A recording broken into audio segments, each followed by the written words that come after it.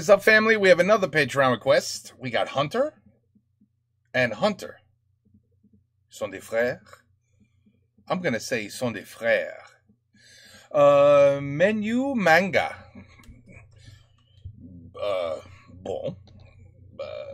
Ok. Ok. Deux mecs. Ok. Deux mecs. Et pan, c'est ta carte. Non. Oh putain. C'est ta carte? Non. Oh putain. C'est ta carte? Non, toujours pas. Oh putain, regarde, je suis en magie. Qu'est-ce qu'on se fait chier. C'est pas faux, ouais. Wow, et si on faisait un peu de magie? Et regarde, c'est Hisoka le magicien, je l'ai vu chez Patrick Sébastien.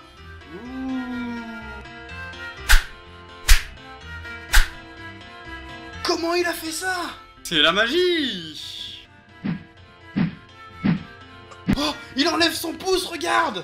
Oh la vache. Hocus pocus! Oh la et maintenant, choisissez une carte. L'as de trèfle. À la casa. Celle-ci? Oh, il l'a trouvé. C'est magique. La féerie. Et maintenant, auriez-vous une pièce? J'en ai une, tenez. Merci bien. Hocus pocus. Abra, cadabra. Wow, t'as vu, multiplie les pièces. Tu penses qu'il peut faire ça avec des billets? Vous pouvez faire ça avec des billets? Bien évidemment. Ça tombe bien, j'en ai plein. Prends tout.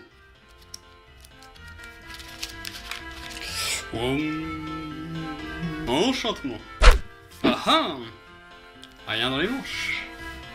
Wow. Et pour finir, un peu de ma poudre de perlimpinpin. Merci pour l'argent. Oh. Ah bravo. Eh, c'est vachement impressionnant quand même. Il est parti où? Bah attends, il va revenir. Et là, on sera trop riche. Okay, I have to prepare. I see I have to prepare. Ok. Je crois qu'il nous a carotte notre argent en fait. Sans blague. Ouais. Bon, en tout cas, c'est la dernière fois que je fais confiance à un gitan. Ouais.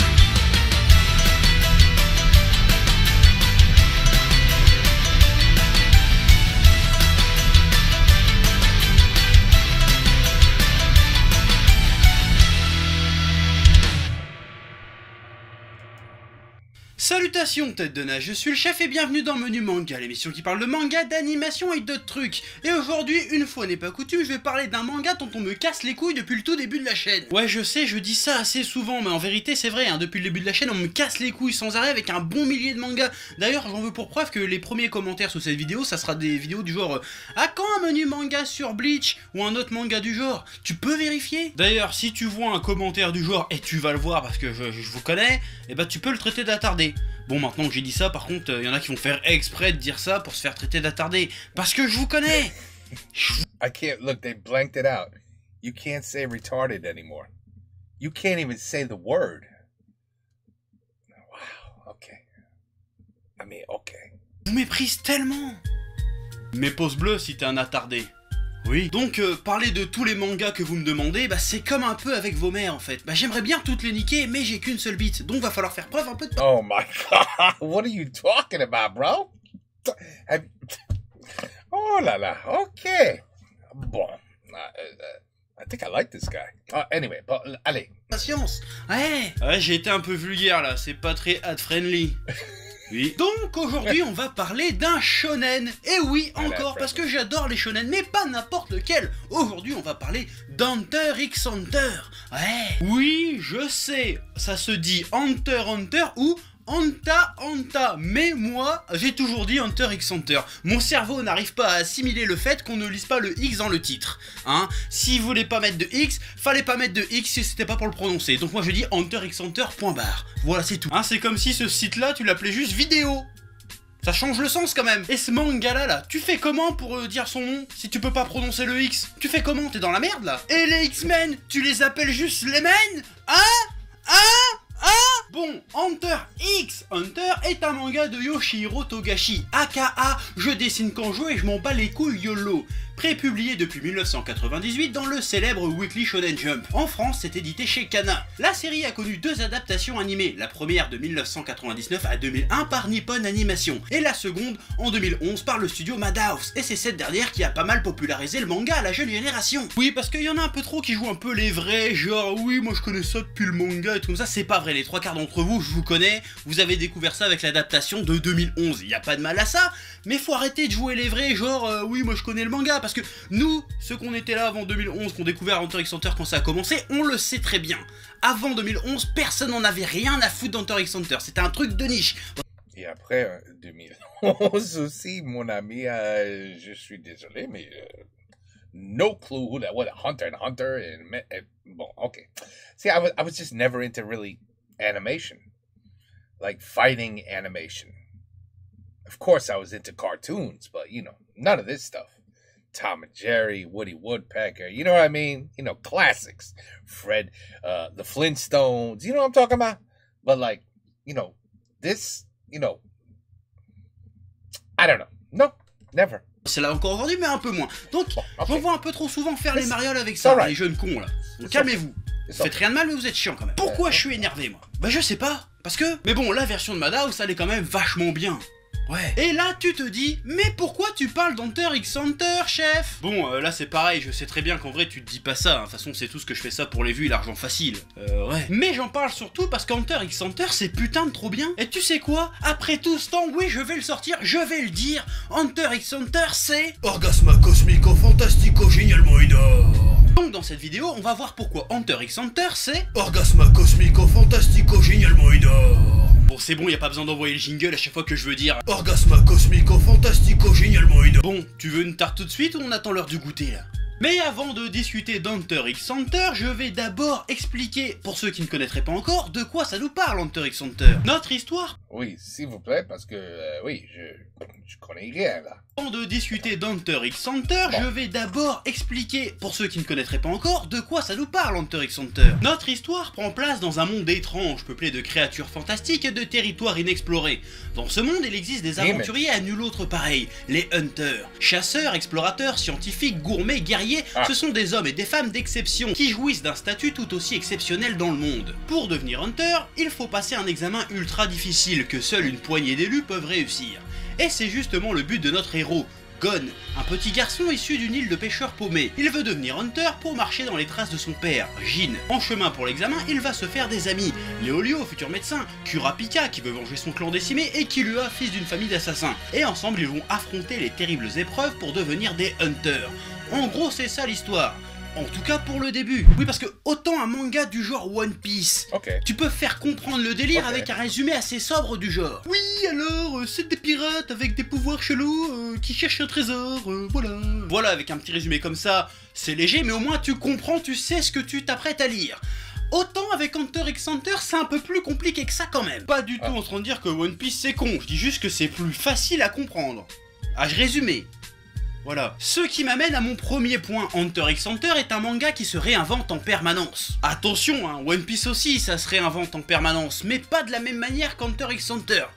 D'ailleurs, pourquoi j'ai pris One Piece en exemple? Je vais encore créer des putains de débats dans les commentaires. Mais bon, tant pis, c'est fait, c'est fait. Dans One Piece, même si chaque arc est différent et permet de découvrir un nouvel aspect de son univers, on reste globalement dans le même ton, le même registre, les mêmes thèmes. Et ça marche très bien. On reste dans cette optique d'aventure, d'exploration, de camaraderie et d'émerveillement constant. Et tu noteras la nuance, j'ai dit globalement. Pas totalement. Dans Hunter x Hunter, pareil, chaque arc est différent et permet de découvrir un nouvel aspect de son univers. En revanche, le ton, le registre, les thèmes sont quasiment tous très différents à chaque fois, à tel point qu'à chaque arc, on a l'impression de lire un manga différent. Le premier arc, c'est une succession d'épreuves. Le second, c'est limite un slice of life avec de l'exploration à la recherche de quelqu'un. Le troisième, c'est un manga de sport complètement. Celui d'après, c'est un film noir avec mafieux, braquage, arnaque et vendetta. Et ensuite, on a un manga de fantasy en réalité virtuelle. Et après, on a une histoire de SF horrifique à la sauce philosophico-poético-écolo-humaniste.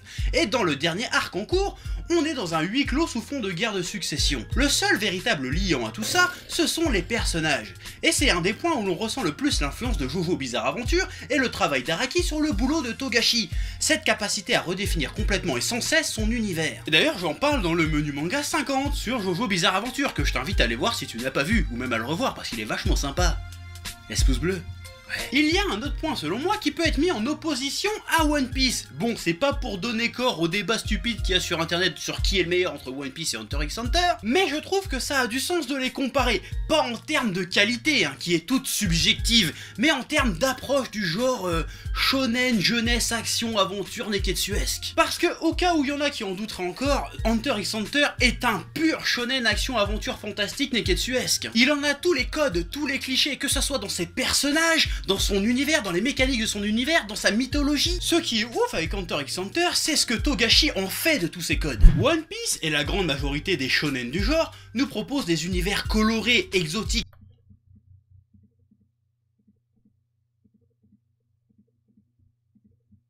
Elle est belle. Des personnages atypiques hauts en couleur qui vivent des aventures extraordinaires et que même s'il y a des méchants et du mal et du drame dans leur monde, tu sais qu'au fond, au bout de l'aventure, il en restera que le bonheur et l'émerveillement. Bref, les mangas de ce genre sont pleins de bonnes intentions et de messages positifs. Et moi j'ai absolument aucun problème avec ça, j'adore ce genre, c'est mon genre préféré. Mais il faut avouer que même si ce n'est pas aussi manichéen qu'on le dit, ça reste quand même pas mal manichéen, faut bien l'avouer. Manichéen ça veut dire que d'un côté il y a les gentils et de l'autre les méchants. Grossièrement. Chez Togashi, c'est pas aussi simple, et ça on le voyait déjà dans Yu Yu Hakusho, son manga précédent. D'ailleurs, lisez Yu Yu Hakusho, c'est une dinguerie. Les univers de Togashi ne sont pas vraiment propices à l'aventure exaltante et à l'émerveillement constant. Dans Hunter x Hunter, chaque fois que Gon et Killua découvrent une nouvelle facette de l'univers dans lequel ils évoluent, ils ont pas vraiment le luxe de s'émerveiller. Ils se rendent juste compte de la dure réalité, leur univers est putain de malsain et dangereux, et des gamins n'ont strictement rien à y foutre. Y a pas un coin de leur fichu monde qui ne soit pas peuplé de psychopathes, de monstres cruels, ou la seule loi est la loi du plus vicelard ou alors celle du plus fort. Si dans la plupart des shonen du genre le mot d'ordre serait féerie, dans le cas d'Hunter x Hunter j'emploierais plutôt le terme occulte. Non, je ne vais pas dire sombre, parce que ce mot est utilisé à tort et à travers, et ça veut plus rien dire. Occulte, c'est bien. Occulte, ça a une connotation plus mystérieuse, que ça veut dire caché, occulte, tu vois. Donc c'est plus mystérieux, c'est plus étrange. D'ailleurs, étrange, ça marche bien aussi pour définir le monde d'Hunter x Hunter. Ouais, le monde d'Hunter x Hunter est étrange, bizarre, étouffant, inhospitalier, dangereux, tout ce que tu veux, sauf merveilleux et enchanteur. Enfin si, c'est un univers qui peut susciter une certaine fascination. Togashi étant lui-même fasciné par l'étrange, l'occulte et le macabre, son univers peut susciter ce genre de fascination presque malsaine. Mais globalement, son univers fout les jetons. D'ailleurs, si tu me crois pas, on peut faire un petit test, tout simple. Vivre dans le monde de Fairy Tail. Ouais, pas mal. En plus, Lucie, elle a des gros boobs. Vivre dans le monde de One Piece. Ouais, bon, après, je pourrais avoir un fruit du démon. Et puis Nami, elle a des gros boobs aussi. Vivre dans le monde de Dragon Ball. Ouais. See, I don't know nothing, none, zero, not even one show. Have I heard of Dragon Ball? Ooh, of course. Have I ever watched it? Nope. Nope. Maybe one episode of Joueur de Grenier. You know, he just happened to mention Dragon Balls and a couple things, but I don't know nothing about any of these shows. Unfortunately, I don't know. I could just sit here, watch, and try to learn what I can learn, but you know, it's like it's like listening to another language. Ouais, tiens, remarque, ouais. That you don't really understand. Je pourrais être un Super Saiyan, et puis en plus, c'est difficile. Et en plus, il a des belles... Vite, elle a des gros boobs. Vivre dans le monde d'Hunter x Hunter. Ouais, non, je suis pas fou. Et puis en plus, Hisoka, il a une tête de vicelard. Pas de boobs. Vivre dans le monde de l'attaque des titans. Je suis un titan ou pas? Now that is a good show. Ah. Vivre dans le monde de Berserk. Non, plutôt crever, ouais. Donc tu vois bien que l'univers d'Hunter x Hunter est un univers de gros tarés. Faudrait être complètement taré pour pouvoir y vivre. Et encore plus taré pour vouloir y vivre des aventures. Enfin, sauf si c'est des aventures érotiques.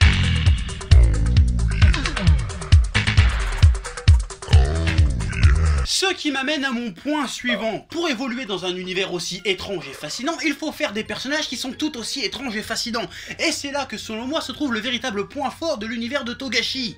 Les personnages. Ce qu'on sait faire des personnages d'exception. Bon, je vais pas tous les prendre individuellement pour t'expliquer en quoi ils sont ouf, mais le plus dingue avec l'écriture de Togashi, c'est qu'on est très loin du manichéisme des shonen du genre. Dans Hunter x Hunter, il serait naïf de parler en termes de gentils et de méchants. Il n'existe pas dans ce manga de personnages foncièrement bons ou foncièrement méchants. Bon, à part peut-être Lyoyo, qui est vraiment lui un gars bien. J'ai l'impression que la grande majorité des personnages ne se soucient pas vraiment de faire le bien ou le mal. J'ai juste l'impression qu'ils agissent selon leur ambition, leur volonté, leur façon d'être. C'est totalement évident quand on regarde le personnage d'Hisoka. Encore aujourd'hui, on est incapable de dire si c'est un allié ou un ennemi des héros. Le personnage est tellement ambivalent, tellement impulsif, qu'il ne semble pas faire le mal pour faire le mal, ou le bien pour faire le bien quand il fait le bien. Il fait juste ce qu'il a envie de faire, ou ce qui sert son objectif. I think somebody watched a lot of Batman and said, I'm gonna make a character. Who should I make this look like in Batman? Et c'est aussi le cas pour tous les autres méchants du manga, et même pour les héros. Et là je risque peut-être de surprendre, mais selon moi s'il y a bien un personnage très proche du caractère d'Hisoka dans le manga Hunter x Hunter, c'est le héros du manga, Gon. Bon ok, le gars aime pas spécialement tuer, mais si tu regardes bien, il ne fait que suivre ses envies et est prêt à tout pour atteindre ses objectifs. C'est un impulsif borné qui fait ce qu'il veut, quand il veut et parce qu'il le veut. S'il ne fait pas le mal, j'ai pas l'impression que ce soit par conviction, mais simplement parce qu'il n'en voit pas l'intérêt. À bien y regarder, il partage beaucoup de traits de caractère avec un Luffy ou un Goku, à la différence qu'il plane sur lui un léger flou sur la moralité du personnage. Et c'est ce léger voile de moralité et d'innocence qui le sépare d'un Hisoka. La question avec Gon, c'est combien de temps ce tout petit voile va tenir dans un monde aussi cruel que celui du manga. C'est aussi cette question qui, selon moi, est au cœur de la relation Gon-Killua. Killua est issu d'une famille d'assassins, il est né pour tuer sans état d'âme, à tel point qu'il ne sait plus s'il tue par envie, par besoin ou tout simplement parce qu'on l'a formaté pour tuer. Il ne sait pas qui il est, il se cherche. C'est tout le contraire de Gon qui vit par lui-même et pour lui-même. Il n'est pas ce qu'il est parce qu'on l'a formaté, il est ce qu'il a décidé d'être, et c'est un mec a priori plutôt cool. C'est pour ça que Killua le suit et l'admire, il veut devenir comme Gon, un mec meilleur qui vit par lui-même. Et c'est ce petit voile de moralité qui fait que leur relation marche, et ce voile est devenu très fragile au cours du temps, surtout avec l'arc Chimera Ants. Si ce voile de moralité disparaît et que Gon s'avère aussi amoral qu'un Hisoka, Killua va perdre son modèle, et à ce moment-là, ça risque de pas tourner très bien. Et je suis intimement convaincu que si Hisoka s'intéresse autant à Gon, c'est pour les mêmes raisons. Donc ouais, les personnages de Hunter x Hunter sont plutôt très bien foutus. Et même si tous les persos évoluent dans cette espèce d'énorme flou moral entre le bien et le mal, Togashi arrive à nous faire ressentir de l'empathie et de la compassion pour les pires des ordures. Parce que oui, ils sont pas tous belliqueux pour être belliqueux, mais globalement ça reste quand même de gros salopards. Mais on arrive à les comprendre et à avoir de la peine pour eux. J'en veux pour meilleur exemple les membres de la brigade fantôme. Au début tu te dis, quelle bande d'enfoirés, et après tu te dis, bon, c'est toujours des enfoirés, mais ils sont quand même touchants les bougres. Et bien évidemment, je ne peux pas parler d'Hunter x Hunter et de ses personnages sans évoquer Meruem. Hein, alors là, je m'incline, je ne suis pas digne. Ce personnage est un putain de chef-d'œuvre, mais je peux pas en dire plus sans trop spoiler. Donc à partir de maintenant, on va Spoiling? Ok. passer dans une petite zone spoil. Il y aura un timer si tu veux pas te faire spoiler pour que t'ailles à la fin de la zone spoil. Ouais.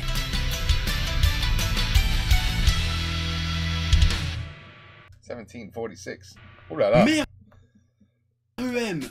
Bon, comme je viens de le dire, It's alright. Sorry, I'm never gonna watch this. It's okay. la notion de méchant est super floue dans Hunter x Hunter, mais avec Meruem, on transcende tout ce qui a été fait dans le genre.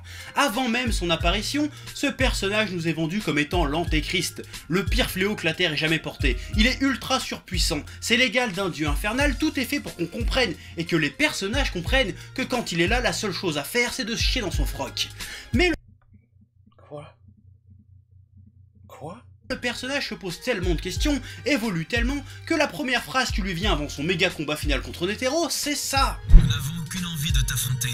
Nous avons accepté de venir ici pour une raison bien précise. Nous souhaitons échanger nos opinions avec toi en toute franchise sans retenue. D'où tu vois dans un shonen de ce genre-là que le méga méchant final, que tout le monde chie dans son froc sur lui, la première phrase qui te dit c'est Viens, on s'assoit et on discute au lieu de se battre. Est-ce que ça vaut vraiment la peine toute cette violence? C'est génial, putain. Ce perso synthétise parfaitement les thèmes de l'arc qui parle de la nature de l'homme et de son évolution, qui commence par être impulsif, capricieux, sauvage, puis arrogant, dominateur, puis sage, apaisé, et qui finit par pardonner. Sans parler de son évolution qui se fait en parallèle avec celle de Gon dans cet arc. Ce qui arrive à l'un est presque le reflet de ce qui arrive à l'autre. Pendant que Meruem découvre la bonté, l'amour, la compassion, Gon fait l'expérience pour la première fois de sa vie de la rancœur, de la haine et du désespoir. Sa confrontation avec Neferupito est absolument géniale.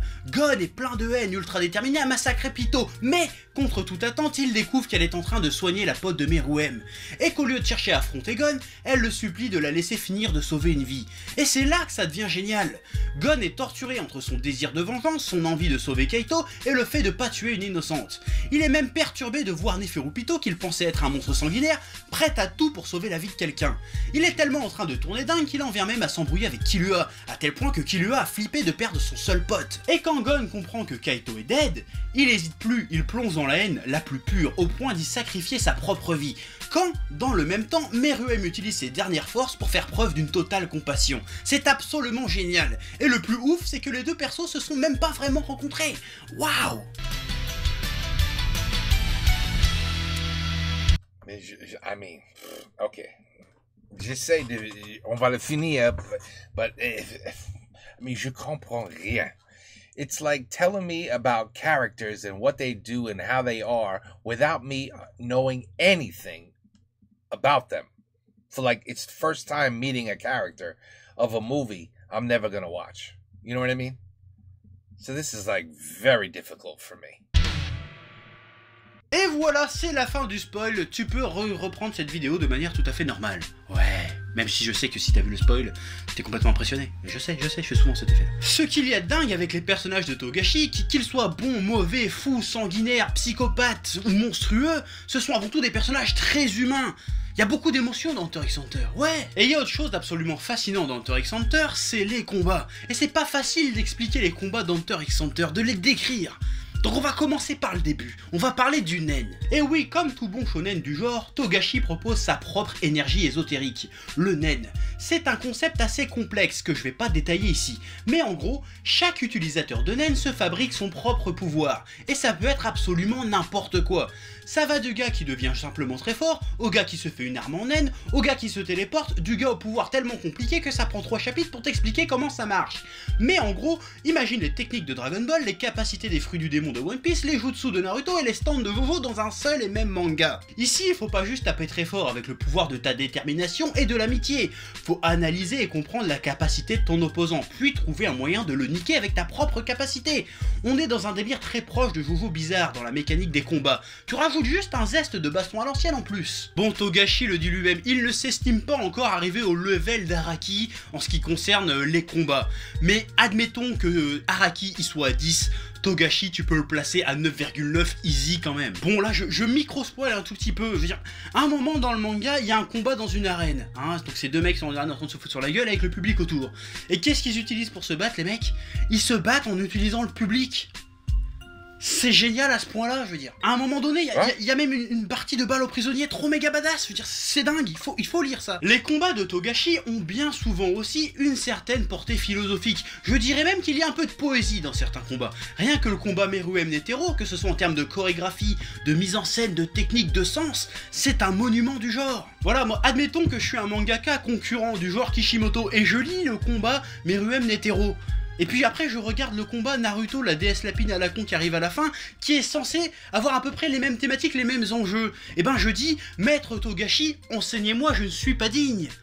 Parce que ma fin est plus la merde. Oui, un petit pic gratuit sur la fin de Naruto, ça fait longtemps et ça fait jamais de mal. Voilà. Et il est temps maintenant d'aborder la partie graphique du manga qui est sans aucun doute le point le plus problématique du manga. Parce que les fans le savent, Togashi est capable du meilleur comme du pire, hein, surtout d'un point de vue graphique. Togashi, soit il est vachement épuré et brouillon, soit il est méga fin et ultra détaillé. Mais dans tous les cas, il a un trait très organique et vivant, dans le sens où on sent la chair, les muscles, les rondeurs, les volumes des personnages et des environnements. Et dans un univers où l'étrange côtoie le macabre et le gore, ça marche parfaitement bien. Son trait rend certaines scènes littéralement viscérales. Mais pour ça, faut qu'il soit disposé à se sortir les doigts du cul pour pondre des planches qui déchirent. Il faut pas mettre les doigts dans le cul. Et certains lui reprocheront toujours les nombreux chapitres où il se laisse un peu aller niveau dessin. Unless you're a doctor. Parfois à tort selon moi. Je le dirai jamais assez, la bande dessinée est avant tout un art graphique, on se sert d'images pour faire transparaître des émotions et pour raconter des histoires. Et même si une technique irréprochable est un plus visuel indéniable, surtout en matière d'esthétique, ce n'est pas indispensable en termes de narration pure. Le plus important en BD, c'est que les expressions, les sentiments, les émotions que l'auteur veut faire passer au travers de ses planches passent bien, et parfois certaines émotions passent beaucoup mieux avec un dessin un peu plus abstrait. Par exemple, les scènes de désespoir horrifique dans l'attaque des titans. C'est cet aspect presque grotesque du trait qui les rend si... I mean, okay. Yeah, this was a great show. I'm not gonna lie, this was a great show. See, so like if he talked about this the whole time, then you know I would understand it way better. And he could explain the characters, and I could be like, "Oh shit, I didn't notice that."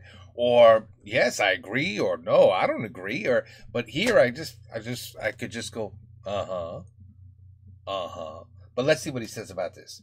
The examples of their horrific draw, and it's amazing that all this is drawn, by the way. I mean, that always amazes me. Espoir horrifique dans l'attaque des titans. C'est cet aspect presque grotesque du trait qui les rend si horribles. Et je pense que la plupart du temps, pour Togashi, c'est pareil. Ces planches ne sont pas nécessairement belles, mais elles sont efficaces. J'ai bien dit la plupart du temps, parce que parfois, faut avouer que c'est un peu du foutage de gueule. Bon, là, on s'attend sans doute à que j'évoque les nombreuses poses à répétition de Togashi. Je vais être clair tout de suite, je m'en branle, je m'en bats les couilles, ce sujet m'intéresse pas vraiment. De toute façon, c'est même pas à quoi c'est dû pour de vrai, il y a tellement de rumeurs, on sait pas pourquoi il fait des pauses. Mais selon moi, il n'est pas impossible qu'il y ait peut-être, du moins en partie, une petite raison artistique à toutes ces pauses. Qui, je pense, explique aussi un autre tout petit défaut de Togashi selon moi. Les planches de Togashi sont très chargées en texte. Alors certes, ce sont de bons textes, mais quand tu passes 10 minutes par page à lire les dialogues et les pensées de 5 persos différents, ça devient un peu chaud. Surtout quand c'est servi par son trait des mauvais jours. Et là, je vais donner mon point de vue de petit auteur médiocre, voire nul à chier.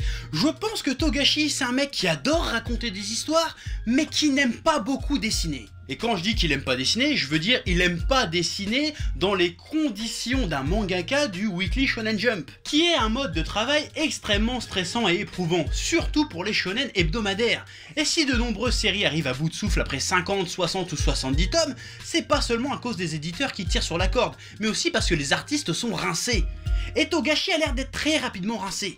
Alors avec ses pauses à répétition, ça à se demander s'il a pas su imposer son rythme à lui aux éditeurs. Je me demande si finalement c'est pas un petit peu un rebelle. D'ailleurs entre chaque pause, il revenait avec des chapitres de très bonne facture la plupart du temps, hein. Mais tout ce que je te dis c'est juste une théorie purement personnelle, basée sur pas grand chose, sur l'instinct, sur comment j'envisage le personnage de Togashi. Voilà. Pourtant avec Level I, un de ses précédents mangas, il a réalisé son rêve de faire un manga tout seul sans assistant de A à Z. Mais il a dû tellement en chier sa race que ça a dû le dégoûter du boulot. Je me demande aussi si Togashi ne serait pas plus à sa place en tant que simple scénariste, hein. Il pourrait très bien trouver facilement un mangaka de talent pour reprendre le dessin de son manga, hein. En fait, il faudrait qu'il trouve son Toyotaro à lui, je pense. En définitive, tout ce que je peux dire sur Togashi, c'est qu'il semble être un personnage au moins tout aussi étrange et fascinant que les histoires qu'il écrit. Bref, parler d'un manga aussi riche qu'Hunter x Hunter, c'est toujours un petit peu compliqué. On sait jamais si on en dit trop ou si on n'en dit pas assez. Et comme ces vidéos s'adressent aussi à celles et ceux qui ne connaissent pas encore Hunter x Hunter, je peux pas vraiment aller un peu plus loin et parler de trucs spécifiques sans prendre le risque de spoiler allègrement les gens. Bon, j'aurais pu m'en battre allègrement les couilles et simplement mettre un gros spoiler dans le titre, mais ça serait dommage de pas faire découvrir Hunter x Hunter au plus grand nombre, et aussi ça permet de faire un peu plus de vues aussi. Ouais, je vais pas te mentir. Hunter x Hunter est une œuvre totalement à part, c'est vraiment artistiquement passionnant. Hunter x Hunter, c'est la preuve qu'on peut prendre un genre populaire extrêmement codifié et en faire quelque chose de réellement différent, de réellement unique. Donc si tu ne connais pas encore, fonce, et si tu connais, arrête de te plaindre. Hein, faut mieux se taper un bon Hunter x Hunter tous les 3 mois que de la merde tous les jours. Ouais, la prochaine fois au menu...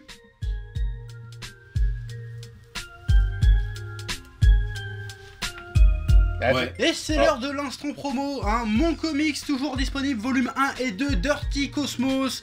Les liens sont dans la description, vous pouvez l'acheter en e-book et en version physique. Et aussi Menu Manga, le manga de Menu Manga. Le le lien est aussi dans la description. C'est un manga gratuit disponible sur Manga Draft. Le chapitre 1 et 2 sont disponibles et le 3 est en cours de réalisation. Donc allez-y, amusez-vous, c'est sympa. Maintenant je vous dis abonnez-vous, mettez des commentaires, partagez cette vidéo. Parce que bon, les reviews c'est bien sympa, mais aussi à la base on parlait de manga, d'analyse, de trucs sérieux. Donc voilà, j'en ferai plus souvent si ça ferait plus de vues, hein, je vous le cache pas.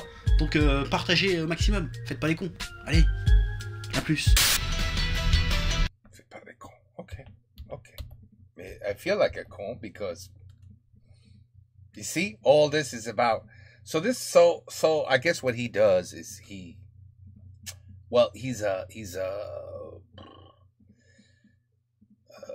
like a comic crackhead. You know what I mean? Like anything that you would find in the comic book, any story, any animation from a comic book to a show, or maybe even a show to a whatever. He doesn't really review a show, right? He's not a reviewer. He's almost like a reviewer of characters, not the actual show. I don't know. This was actually a review on the what would you call that? The author of Hunter x Hunter, the director, the owner, whatever. So he was describing his work. I guess that's what he does. I don't know. I mean, he definitely could be a funny guy. Again, you know, I'm sorry, I can't get into these because you're telling me about something. You could be showing me a video of an old lady sewing a sweater, and she's like, you see, we do this, and then I don't even know how you do it. You do like this, and then the sweater shows up. And I don't know shit about how to knit a sweater. So unless she's teaching me step by step. But no, she'd be like, this sweater has a personality of a bad person. But the sweater could also be a good person, and it still wouldn't matter because I'd be like, but I don't understand the sweater. Like, I don't know how you're making it. I don't know where it came from. Like where's the yarn from? How did the sweater? You know what? I'm just gonna get high and go away because I didn't understand nothing here really, except for there was a little bit of Attack on Titans, and that was cool. But other than that, I don't know none of these shows. Nothing. Never even heard of Hunter. I mean, I've heard of a Hunter, but not that kind of Hunter. Anyway, if you're into comics, I don't know. Enjoy. But, yeah, I'm sorry. Let's just move on to the next one, shall we? Okay, let's take care. Peace out and have a good night. And I'm going to find another video to check out. Don't worry. I only got about 104. We're good.